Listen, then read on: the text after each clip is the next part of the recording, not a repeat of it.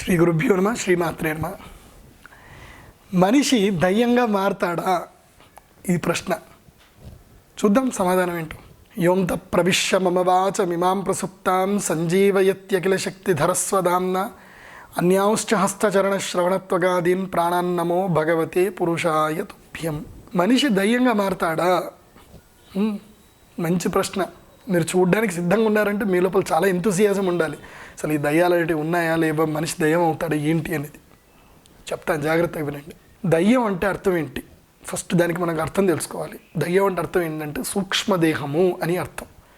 అంటే మనము ఇప్పుడు మీరు ఏదైనా పని చెయ్యాలి అని అంటే మీకేం కావాలి? ఒక సాధన అనేది కావాలి. ఇప్పుడు నేను ఇక్కడ కూర్చున్నాను, నేను నీళ్లు తాగాలి అంటే ఏం చెయ్యాలి? ఒక గ్లాస్లో నీళ్లు పట్టుకొని తాగాలి. గ్లాస్ పట్టుకోవడానికి నాకు చేతులు వేళ్ళు అన్నీ సక్రమంగా ఉంటేనే నేను గ్లాసును పట్టుకోగలుగుతాను కదా.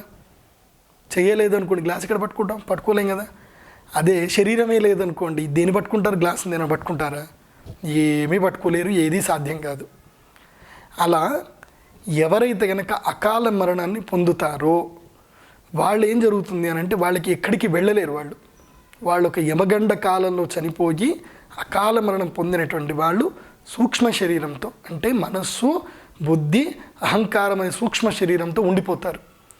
ఆ సూక్ష్మ శరీరము కంటికి కనపడదు. మీకు టీవీలో అక్కడ చూపిస్తారు, ఏదో ఫ్లాగ్ కనిపించినట్టు, లైక్ స్నో టైప్ కనిపించినట్టు, గాల్లా కనిపించినట్టు అని అనుకుంటారు. ఇట్ ఈజ్ ఇంపాసిబుల్, ఇన్విజిబుల్, కంటికి కనపడదు. అవన్నీ గ్రాఫిక్స్ గిమ్మిక్సే తప్ప నిజం కాదు అవన్నీ కూడా. ఆ సూక్ష్మ శరీరానికి ఒక రూపం అనేది ఉండదు. అది వాయువులో కానీ వాయు రూపంలో కానీ ఉంటుంది. అది అయితే పంచభూతాలు ఏదైనా ఒక రూపాన్ని అది సంతరించుకుంటుంది. అంటే మీకు నీళ్లు కనిపించినట్టుగానే అవి కూడా నీళ్లలో ఉండిపోతాయి. పంచభూతం లోపల ఏదైనా ఒక భూతాన్ని ఆధారంగా చేసుకొని అవి ఉంటాయి. అవి ఉంటూ అలా దయ్యంగా మనిషి మారిపోతాడు. అది దయ్యం అని అంటారు. దయ్యము అంటే అది. కాబట్టి మనిషి దయ్యంగా మారతాడు అంటే ఎప్పుడు మారతాడు? ఆత్మహత్య చేసుకున్నప్పుడు, లేదంటే అకాల మరణం పొందినప్పుడు మాత్రమే మారతాడు. దీనికి గరుడ పురాణం ఇత్యాది పురాణాలు కూడా సహకారం అందిస్తున్నాయి. అందుకోసమే జాగ్రత్తగా ఉండాలి. అకాల మరణంకి దూరంగా ఉండడానికి మహామృత్యుంజయ జపము పారాయణం చేస్తుండాలి, శివనామస్మరణ చేస్తుండాలి. పూర్వకాలంలో ఈ అకాల మరణాలు ఎక్కువ ఉండేటివి కావు. ఎందుకోసమంటే ఇంత ఫాస్ట్గా వెళ్ళడాలు ఇవన్నీ కూడా ఉండేటివి కావు.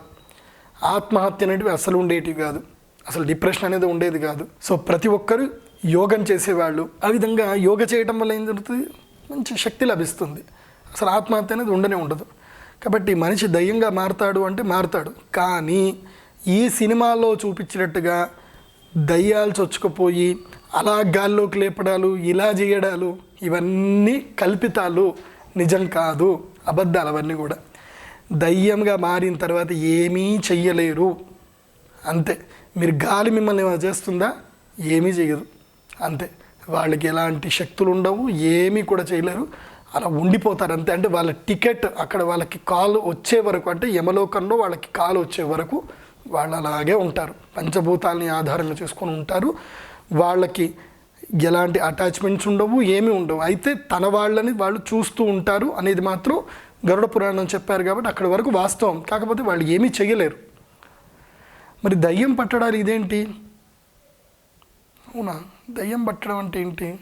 సరే, ఇంకో ఎపిసోడ్లో ఈ దయ్యం పట్టే దాని గురించి చెప్తాను, జాగ్రత్తగా వినండి. సర్వే జన సుఖినో భవంతు.